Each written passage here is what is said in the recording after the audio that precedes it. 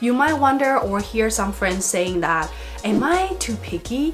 Every time when I hear people saying that, I'm like, of course you want to be picky. Why not be picky? Because we are going to spend the rest of our life. It could be 40 years or 50 years or even longer than that with this same person.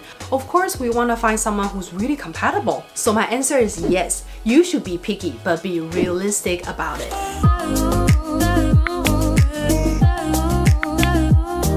Hello guys, welcome back to another dating tip episode. So last video we talked about when to go on a first date and why, and also what to chat about with your date. If you haven't seen that video, you can click the link here to watch it. And today, another question that people ask a lot is, after so many first dates, some people you might not see them again, but some people you might continue dating them for a while. But after so many dates, why is it still so hard to find the right person? Yep, nailing that first date is just the step one, and you still have a long way to go.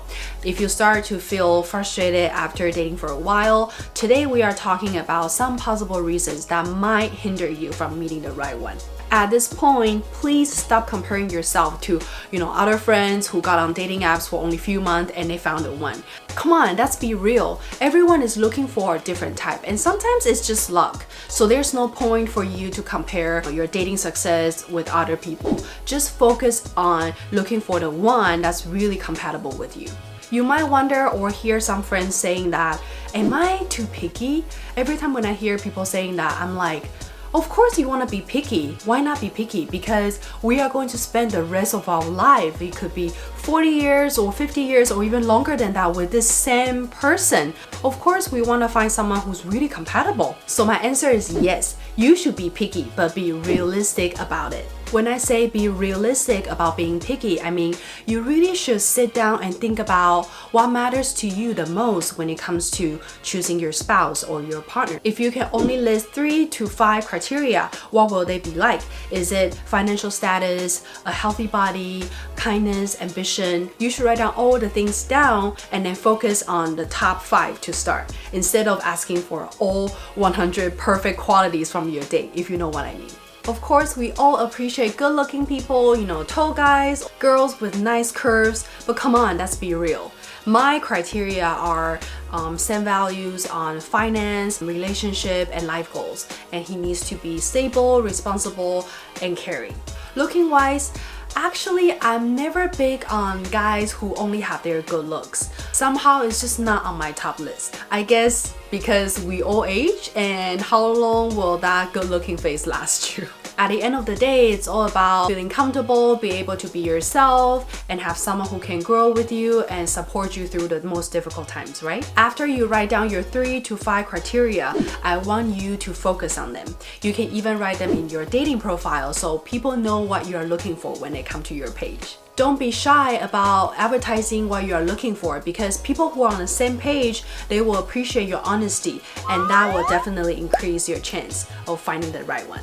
So now you know how to be picky. Let's talk about what other factors that might hinder you from meeting the right person. And here's my checklist for you to review if you are on track. So number 1, do you dedicate enough time daily or weekly on the dating apps? If you don't have other channels to meet new people outside of your work or your circle, then delegating enough time on the dating app becomes crucial, because that's the only way that you can meet new people and expand your chance of finding someone compatible with you that you might never have met in your circle. It can be 1 hour each day or every other day. You need to have a fixed schedule and then commit to it. It's just like working out. You cannot really see results if you don't spend a certain amount of time doing it. And my checklist number 2 is, do you take a break when you feel discouraged or when you need it, and then come back to it again later? Having a balanced dating life is very important because it keeps your sanity, it keeps you going. So like I emphasize every time, to take a break whenever you need it, but remember to come back to it later when you feel ready, unless you find a better way to meet new people. And my checklist number 3 is, do you have someone or a group of people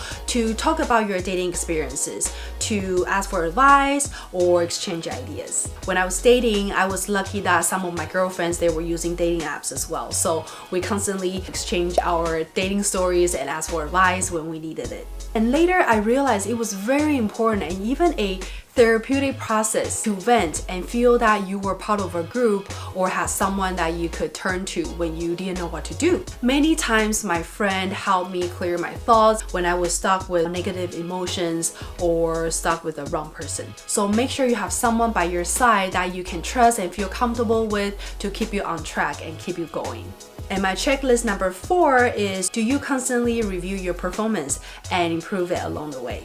My 2-year dating life helped me grow so much in terms of knowing who I was and what I really wanted out of so many dates that I had been on. This is a very important process because if you are not constantly growing and improving yourself, you are not going to attract people of the same kind. For example, I used to ghost people in the beginning because I didn't know how to reject people and I didn't want to deal with embarrassing moments like that. But later I learned it's such a disrespectful way to go about it after my friend corrected me, so I never did it again. I am a firm believer of your vibe attracts your tribe, so just FYI. And my checklist number 5 is, do you actually go out meeting people? I know some people, they use dating apps to just casually chat with people and to kill time, but if you take it seriously, then you need to get out there and to meet people, not just chat on the app. Until you actually secure a date, go out to meet someone, you are not getting closer to the goal. So just go out there. It's that simple. Set a goal of how many people you are going to meet. Maybe 1 per week or 2 per week. Set a plan and then go for it. Okay, that's all for my video today. I hope you find it helpful. Remember to stay picky and review the 5 items on my dating checklist. I hope you find today's video helpful and you can watch more dating tips by clicking the videos here. If you like today's video, don't forget to click the like button and subscribe to my channel. And I'll see you next week. Bye!